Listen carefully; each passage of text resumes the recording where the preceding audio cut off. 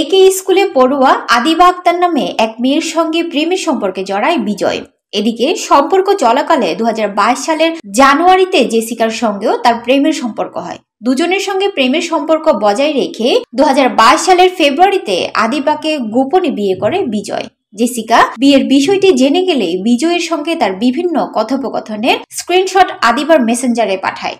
এই নিয়ে বিজয় ও আদিবার মধ্যে বিভিন্ন সময় কথা কাটাকাটি ও ঝগড়া বিবাদ হতো। তাদের দুজনের সম্পর্কের অবনতি শুরু হয়। জেসিকাকে উচিত শিক্ষা দিতে আদিবার সঙ্গে আলোচনা করেন বিজয়। পরিকল্পনার অংশ হিসেবে 3 জানুয়ারি বিকালে আদিবা জেসিকার সঙ্গে দেখা করে। জেসিকা তখন বিজয়ের সঙ্গে তার বিভিন্ন সময়ের কথোপকথনের স্ক্রিনশট দেখান। বিষয়টি মীমাংসার কথা বলে আদিবা তখন জেসিকাকে বিজয়ের বাসার ছাদে নিয়ে যায়। পরে আদিবা ফোন করে বিজয়কে ছাদে আসতে বলে। সেখানে তাদের মধ্যে হাতাহাতির এক পর্যায়ে বিজয় ও আদিবা জেসিকার গলা টিপে ধরলে সে অজ্ঞান হয়ে পড়ে।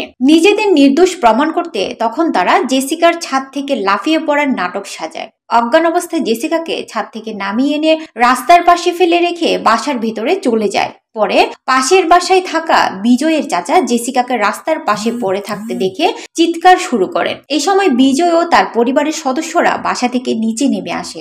এক পর্যায়ে বিজয় ও তার বাবা সহ স্থানীয়রা জেসিকাকে মুন্সিগঞ্জ সদর হাসপাতালে নিয়ে যায়। পরে বিজয় ফোন করে জেসিকার ভাইকে হাসপাতালে যেতে বলে। জেসিকার ভাই হাসপাতালে পৌঁছালে চিকিৎসক জেসিকাকে মৃত ঘোষণা করেন। জেসিকার মৃত্যুর কথা শুনে বিজয় ও আদিবা সেখান থেকে পালিয়ে যান। ময়না তদন্তে জেসিকাকে শ্বাসরোধে হত্যার বিষয়টি উঠে আসে। তখন জেসিকার ভাই মুন্সিগঞ্জ থানায় বিজয় ও আদিবার নামে উল্লেখ করে অজ্ঞাতনামা আরও কয়েকজনকে আসামি করে হত্যা মামলা দায়ের করেন। ওই মামলায় গত 4 জানুয়ারি আদিবাকে গ্রেফতার করে কারাগারে পাঠানো হয়। পরে গ্রেফতার করা হয় বিজয়কে।